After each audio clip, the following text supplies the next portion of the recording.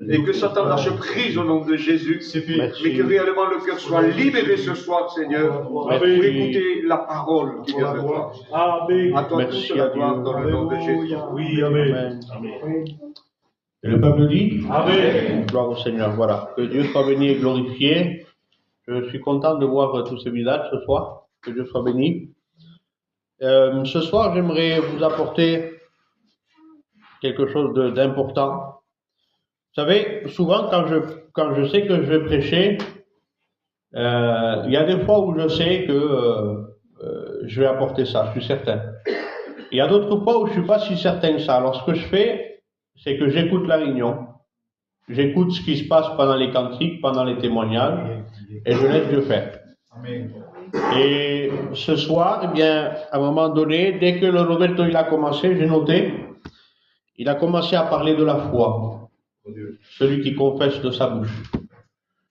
El Moronio, il a cité le texte du centenier, où il a dit « dis seulement un mot, et mon serviteur sera guéri ». Le frère qui a témoigné, il a commencé en disant « je n'ai aucun mérite ». En un mot, c'est par grâce. Amen. Ensuite, il a dit que en lisant la Bible, j'ai fait connaissance avec Jésus. Amen. Gloire à Dieu. Et le Moronio a repris derrière en disant c'est le miracle de la nouvelle naissance.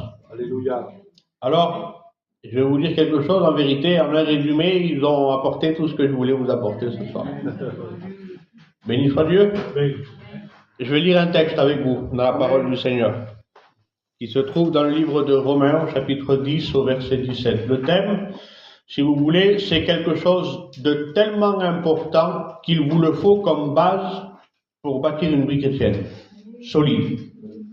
Amen. Amen. Une conversion sans ça, c'est pas une conversion. Et je le dis de tout mon cœur. Parce que si nous pouvons être sauvés, c'est uniquement par le moyen de la foi en Jésus-Christ. Béni soit Dieu. Oui, amen. Romains chapitre 10 et verset 17 dit « Ainsi la foi vient de ce qu'on entend, et ce qu'on entend vient de la parole de Christ. » Amen. J'ai pris une version parole de vie qui le dit différemment et j'aime bien sa manière de le dire, qui est beaucoup plus simple à comprendre. Il dit « On devient croyant quand on écoute le message. » On devient croyant quand on écoute le message. Et ce message, c'est quoi? C'est la parole du Christ. Amen. Gloire au Seigneur. Amen. On devient croyant quand on écoute le message. Et le message que nous écoutons, c'est la parole de Christ. Amen. Béni soit Dieu. Vous savez, l'église de l'Île-sur-Sorgue, moi j'ai grandi là-dedans. J'ai commencé à rentrer dans cette église, je venais à peine de me baptiser. C'était en 2008. Et je suis resté toutes ces années à l'église de l'Île-sur-Sorgue. Au jour d'aujourd'hui, l'église de l'Île-sur-Sorgue a changé. Il y a des gens qui sont sortis, d'autres qui sont rentrés. Et pendant les années où j'ai été là, où Dieu a permis que je puisse avoir cette église, par la grâce du Seigneur, on a pu, par la grâce de Dieu, apporter des messages pour pouvoir avoir une vie solide dans le Seigneur. Et ce soir, j'aimerais vous parler d'une de ces bases qui est la foi. Amen. Si vous voulez qu'on parle de la foi, je sais que chaque serviteur de Dieu là serait plus capable que moi de l'apporter, mais le thème est tellement grand, il y a tellement de détails, tellement de messages, tellement d'enseignements sur la foi, tellement de choses à apprendre, et on n'en finira jamais d'apprendre par rapport à ce que nous enseigne la parole de Dieu. Mais la Bible me parle de la foi et je veux qu'on le regarde ensemble ce soir parce que je vous le dis, c'est une base importante pour chacun d'entre nous. Amen. Amen. Amen. Parce que la foi, c'est pas croire en n'importe quoi, en n'importe qui et surtout n'importe comment.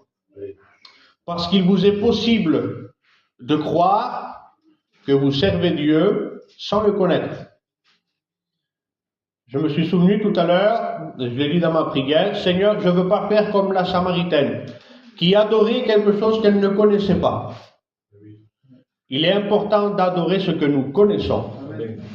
Adorer quelque chose que vous ne connaissez pas, c'est dangereux. On le regarde ensemble? Amen. Les religions, elles vous enseignent, je vais être simple, vous allez voir, je vais être simple et pas très long. Les religions, elles, nous enseignent que pour arriver au salut, il faut faire plein de choses. Je prends un exemple, les catholiques, ils vont vous dire, il faut prier, il faut jeûner, il faut faire l'aumône, il faut venir à la messe, il faut se confesser, et alors, tu seras sauvé. Donc, il faut faire plein d'œuvres pour arriver au salut. Vous prenez d'autres religions, comme l'islam, nous parle des 5 piliers. Il faut faire ces 5 piliers-là, qui parlent aussi de la proclamation de la foi, aller à la mosquée, etc., etc. Ces 5 piliers-là nous permettent de nous dire que si on fait ça, on est sauvé. Donc, il faut être sauvé par ces œuvres-là. Il y a aussi les œuvres de la loi que vous lisez au travers de la Bible, que Jésus est venu par la foi, parce qu'il était impossible d'être sauvé par les œuvres de la loi. Et il y a donc ceux qui observaient les ordonnances, ceux qui observaient la loi, ceux qui observaient les sacrifices, ceux qui observaient les jours. Et donc, il fallait faire absolument toutes ces choses-là. C'était, il faut que tu fasses pour être sauvé. Tu dois faire telle et telle œuvre pour arriver au salut. Le problème, quel est le but en réalité de toutes ces œuvres?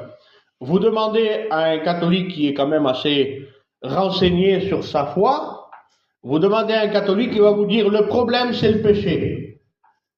Vous demandez à un musulman, le problème c'est le péché. Vous demandez à un juif, le problème c'est le péché. Donc il faut se débarrasser du péché pour être sauvé.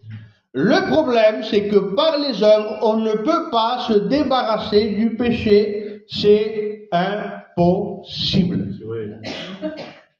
Prenez l'histoire du jeune homme riche dans la Bible. Il est écrit à 3 reprises, dans 3 évangiles différents, et à chaque fois, de textes de plus en plus complets pour bien comprendre cette histoire-là. Cet homme vient, et lui, il veut être sauvé par les œuvres. Dans un des évangiles, il va dire à Jésus, « Bon maître, que dois-je faire? Quelles sont les œuvres que je dois faire pour être sauvé ?» Dans un autre évangile, il dira, « Qu'est-ce que je dois faire de bon pour être sauvé? Donc, dis-moi les œuvres que je dois faire pour arriver au salut. » Jésus lui répond, un seul est le bon, Dieu. Et il continue en lui citant les 10 commandements.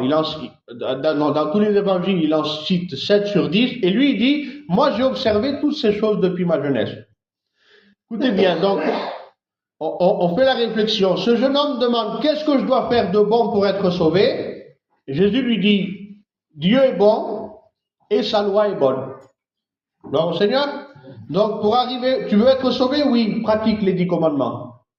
Mais écoutez bien, Jésus va le mettre à l'épreuve. En un mot, il dit, tu crois réellement que tu as observé tous les commandements sans en enfreindre aucun? Si ce serait le cas, Dieu se tromperait. Parce que la Bible dit que Dieu regarde sur toute la terre et il n'y a pas un seul homme juste. Pas un seul homme capable d'accomplir toute la volonté de Dieu sans commettre de péché. Ça n'existe pas. Amen. Cherchez encore, il n'y en a pas. Amen. Même Job, qui paraît un homme extraordinaire, il a péché. Tous sont pécheurs et privés de la gloire de Dieu. Alors cet homme-là va dire, moi j'ai tout pratiqué, il semblerait qu'il est parfait. Eh bien Jésus va l'éprouver par rapport au premier des commandements. Tu aimeras ton Dieu de tout ton cœur, de toute ton âme, de toute ta force. Et tu le serviras lui seul. En voulant dire, celui qui a la première place, c'est Dieu. Donc, puisque Dieu a la première place, la Bible dit que cet homme était très riche et qu'il avait beaucoup de biens. Si c'est Dieu qui a la première place, d'accord, abandonne toutes tes richesses. Mets tout de côté, vends tout, donne tout aux pauvres, et suis-moi. Et alors tu auras une place dans le ciel. La Bible dit clairement que cet homme est parti tout triste, parce que personne ne peut accomplir toute la volonté de Dieu sans commettre de péché. Ça n'existe pas. Par les œuvres, personne ne peut être sauvé. Alors Jésus va donner la solution, parce que quand même, il dit qu'il est difficile à ceux qui se confient dans les richesses d'entrer dans le royaume des cieux. Je pourrais mettre n'importe quel autre mot, qu'il est difficile à ceux qui se confient dans leur richesse, donc à l'argent, qu'il est difficile à ceux qui se confient en leur passion, qu'il est difficile à ceux qui se confient en leur nom, en eux-mêmes, c'est difficile pour eux d'entrer dans le royaume des cieux. C'est-à-dire que tout ce qui prend la place de Dieu vous empêchera de rentrer dans le royaume des cieux. Les disciples qui sont là, ils sont étonnés. Pourquoi ils sont étonnés? Parce qu'ils savent très bien que personne ne peut accomplir toute la loi. Paul dira, ce qui est bon, je le sais, n'habite pas en moi. Et vous pouvez le dire. Ce qui est bon, vous le savez, ça n'habite pas en vous. La loi, la sainteté, ça n'habite pas en vous, ces choses-là. Alors, les disciples qui sont là, ils sont étonnés, ils disent, mais Seigneur, ça n'habite pas en nous, ça de ne pas nous confier à autre chose. Et Jésus va répondre, c'est vrai, aux hommes, cela est impossible. Oui. Mais à Dieu, tout est possible. Amen. Alors Dieu va rendre accessible le salut. Amen. Non pas par les œuvres, parce qu'on n'y arrive pas, mais par la foi en Jésus-Christ. Gloire à Dieu. La religion te dit, tu dois faire pour être sauvé. L'évangile te dit, tu dois croire pour être sauvé. Amen. Tu dois avoir la foi en Jésus-Christ pour être sauvé. Alors, vite fait, c'est quoi la foi? Je vous donne un exemple. Il y avait l'histoire qui nous dit que c'était un funambule. Vous savez, c'est les gens qui mettent des sangles là, en hauteur, et ils traversent comme ça dans le vide, sans être attachés. Un funambule très connu.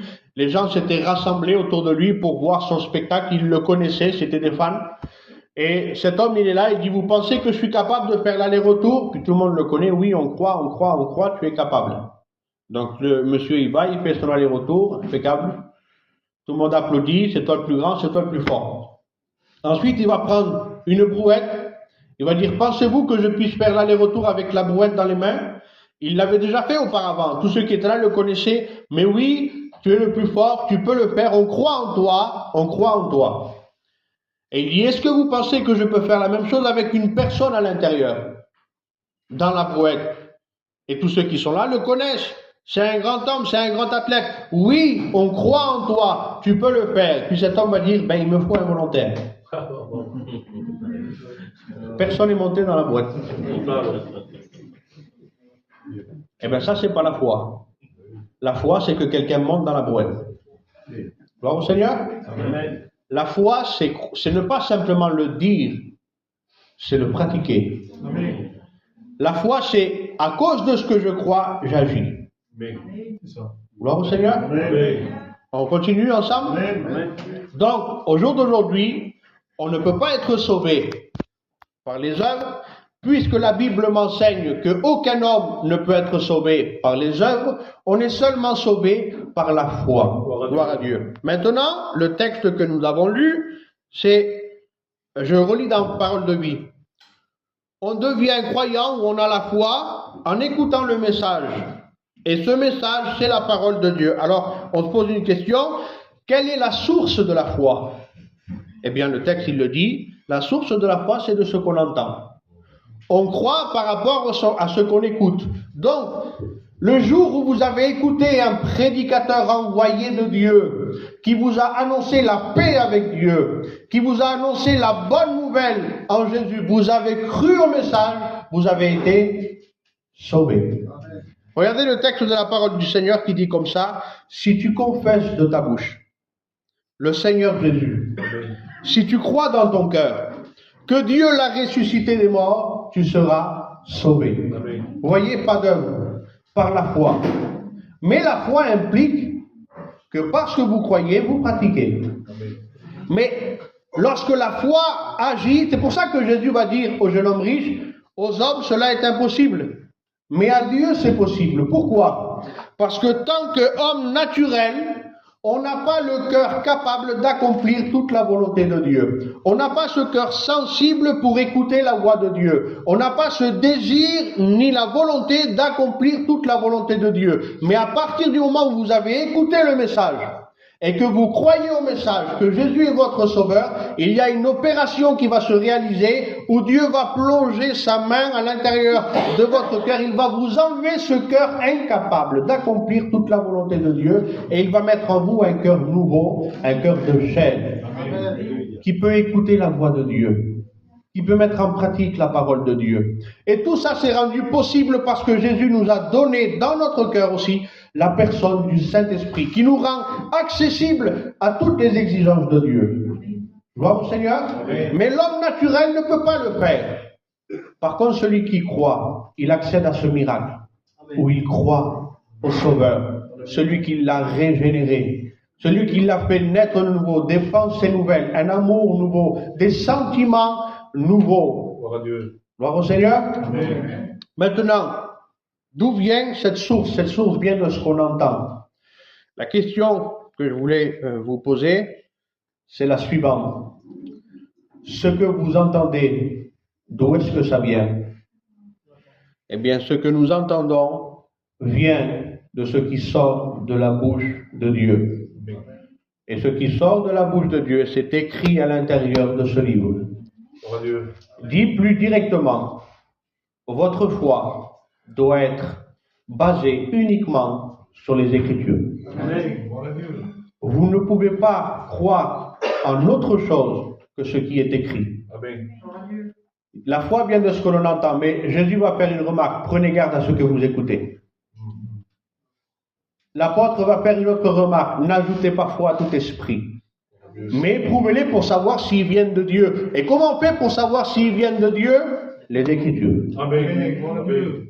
2 Timothée 3,16. Toute Écriture est inspirée de qui? De Dieu. De Dieu. Amen. Ça, c'est la parole de Dieu. Amen. Et notre foi doit être basée uniquement sur ce qui est écrit. Autre chose, je vous le dis tout de suite, vous êtes perdus. Il faut croire en une seule chose, le Fils de Dieu, au travers de sa parole. Amen. Gloire au Seigneur. Amen. Et je vais vous donner des exemples très simples. C'est toujours les mêmes que j'utilise, mais c'est parce qu'ils sont faciles à comprendre. Souvenez-vous de cette histoire. Jésus se trouve de l'autre côté et il va dire à ses disciples, rentrons dans la barque et passons de l'autre bord. Je vous l'ai dit, la foi vient de ce que l'on entend, ce qu'on entend vient de la parole de Dieu. Donc la parole de Dieu, c'est ce qui sort de la bouche de Jésus. Quel est le mot qui sort de la bouche de Jésus? Passons de l'autre bord. Gloire au Seigneur. Amen. Qu'est-ce qu'il dit Jésus? Passons de l'autre bord. Oh, il y en a qu'un qui l'a compris. Amen. Allez, on va se mettre tous ensemble d'une même voix opérationnelle. Qu'est-ce qu'il dit Jésus? Passons de l'autre bord. Passons de l'autre bord. Gardez-le bien dans vos cœurs. Les disciples rentrent dans la barque et ils commencent à naviguer. Jésus s'endort. Vous savez pourquoi Jésus s'endort? Parce qu'il sait très bien que tout ce qu'il dit, ça s'accomplit. Malgré ça, la tempête va se lever. La foi, c'est croire en ce qui est écrit. Donc, on ne croit pas en ce qu'on voit. Vous me suivez? Mais les disciples, ils ouvrent les yeux. Ils regardent autour d'eux, Jésus dort, et la tempête commence à se lever. Les flots commencent à se lever. La barque commence à se remplir. Qu'est-ce qu'ils font directement? Ils vont vers Jésus. Jésus, tu t'inquiètes pas de ce que nous sommes en train de périr? Jésus se lève, il menace le vent et la tempête. Laissez-moi vous dire que Dieu est capable de lever le vent et la tempête quand il y a des personnes comme Jonas qui désobéissent. Et il est capable de dire silence quand il y a des personnes comme Pierre qui ont peur. C'est Dieu qui commande. Amen. Donc le vent se lève, il menace tout le monde, il menace le vent et la tempête, mais après il se tourne vers ses disciples et il leur pose une question. Dans l'évangile de Marc, il va dire: comment avez-vous peu de foi? Et dans l'évangile de Luc, il va dire: où avez-vous mis votre foi? Ça veut dire à quel endroit avez-vous mis votre foi? Pourtant, il semblerait quand même que la foi, ils l'ont mis en Jésus, dans le fait parce que devant le problème, ils ont réveillé Jésus, donc ils croyaient que lui pouvait faire quelque chose. Mais la réalité, c'est que si réellement ils croyaient en ce que Jésus avait dit au départ, passons de l'autre bord. Ils n'avaient même pas besoin de le réveiller. Parce que si Jésus le dit, même si c'est en nageant, il serait quand même arrivé de l'autre bord. La foi vient de ce qu'on entend, et ce qu'on entend vient de la parole du Christ. Ils devaient croire en cette parole. C'est pour ça que Jésus leur fait le reproche. Tout à l'heure, Morogno, il a parlé du centenier. Dis seulement un mot. Lui, il a compris d'où venait la foi. La foi vient de ce qui sort de la bouche de Jésus. Dis seulement un mot et mon serviteur sera guéri. Écoutez-moi, la foi, c'est pas autre chose. Bien qu'on pourrait parler de la prière de la foi, on pourrait parler de tellement de choses, la foi pour la guérison, mais néanmoins, votre foi ne peut pas être basée en autre chose que ce qui est écrit. Si vous croyez en autre chose que ce qui est écrit, vous avez une foi étrangère qui n'est pas agréable à Dieu. Vous devez croire uniquement ce qui est écrit dans la parole de Dieu. Ce que vous entendez, si ça vient de la Bible, moi je dis Amen, mettez-y toute votre foi, mettez-le en pratique. Si ça ne vient pas de la parole de Dieu, bouchez-vous les oreilles, jetez-le à la poubelle, faites-en ce que vous voulez, mais ne le mettez pas en pratique, ne l'écoutez pas, ne faites pas attention, c'est pas pour vous. Vous vous bâtissez sur la parole du Seigneur. Amen. On croit des fois que la foi c'est quelque chose d'un peu, comment citer, un truc bizarre qui descend du ciel comme ça, qu'on reçoit de Dieu. Écoutez-moi, si cette foi-là réellement existerait, Dieu la donnerait à tout le monde pour être sauvé. Mais ça marche pas comme ça. La foi vient de ce que vous entendez. Écoutez-moi, la foi, c'est le moyen que Dieu donne. Le moyen que Dieu donne pour accéder au salut. Vous avez compris ou pas? C'est le moyen que Dieu donne pour accéder au salut. Donc, si c'est réellement un moyen, vous avez compris que la foi n'est pas quelque chose de bizarre, c'est quelque chose qui vous appartient. C'est votre part. Ayez la foi en ce qui est écrit. À un moment donné, les disciples vont entendre une parole dure du Seigneur. Le Seigneur va lui dire combien de fois, les disciples posent la question à Jésus, combien de fois dois-je pardonner mon frère s'il a été méchant avec moi? Jésus va dire 7 fois, 70 fois. C'est pas rien. 7 fois, 70 fois par jour. Alors là, écoute-moi, tu viens une fois, ça va. 2 fois, ça va. 3 fois, je vais commencer à m'énerver. Mais 7 fois, 70 fois, même les disciples sont là, face à cela, ils vont commencer à dire, mais Seigneur, augmente-nous la foi. On l'a jamais dit ça, augmente-nous la foi. Tu veux que ta foi augmente? Moi, souvent, je dis dans ma prière, Seigneur, augmente-moi la foi. Mais vous savez, si la foi vient de ce que l'on entend, et ce qu'on entend vient de la parole de Dieu, au fur et à mesure que tu vas écouter ou lire la parole de Dieu, ta foi va augmenter. Quand les disciples disent, augmente-nous la foi, le Seigneur n'est pas venu en imposant les mains, recevez plus de foi. Vous savez ce qu'il a fait? Il a continué à parler. Parce que la foi vient de ce que l'on entend, et ce qu'on entend vient de la parole de Dieu. Arrêtez de croire en des choses qui n'existent pas. Éprouvez ce que vous écoutez pour savoir si ça vient de Dieu ou pas. Tout ce que vous allez entendre, vous allez y mettre foi. Alors prenez garde à ce que vous écoutez.